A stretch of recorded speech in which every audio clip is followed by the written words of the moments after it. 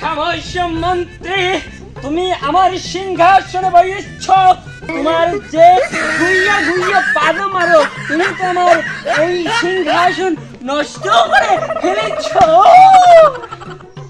মাফ করে দেবেন মহারাজ, এই আসনটা ফাঁকা পড়েছিল তাই একটু বসেছি আমি। ক্ষমা করে দিলাম।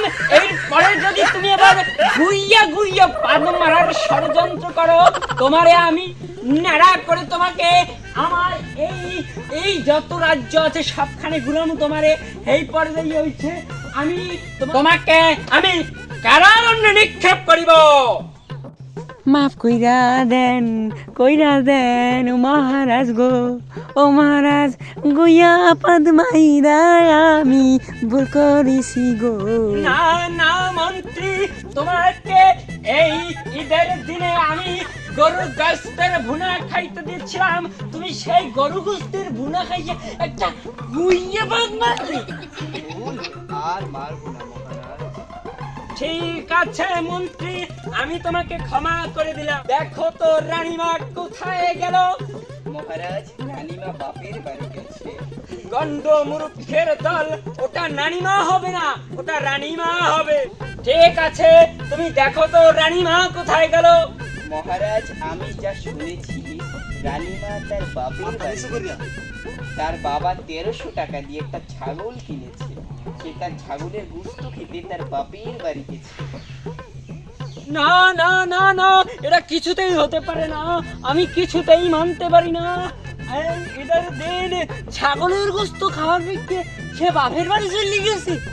মন্ত্রী, তুমি আজই ঘোষণা করে দাও যে এই কোরবানির দিনে যেন কোনো নারী তার বাপের বাড়ি না যাইতে পারে। ঠিক আছে মহারাজ, বলে দেব। ঠিক আছে, বলে দাও। এত একটা রাজা কুরবান দিতেন না, তো যাইবে না, রানীমা যাইবে না, তো কি হলো? খামোশ সেনাপঙ্খী, আদেশ করুন মহারাজ। খণ্ড মূর্খের দল, ওটা মহারাজ হবে না, ওটা হবে মহারাজ। মহারাজ এত দূর গেছে, বলুন করতে দেবো। না না, এটা কি করে হয়?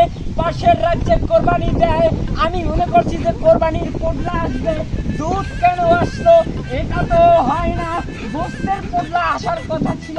মহারাজ, এ দুধ সেই দুধ না, বার্তা এসেছে। ঠিক আছে, প্রবাসী করতে দাও।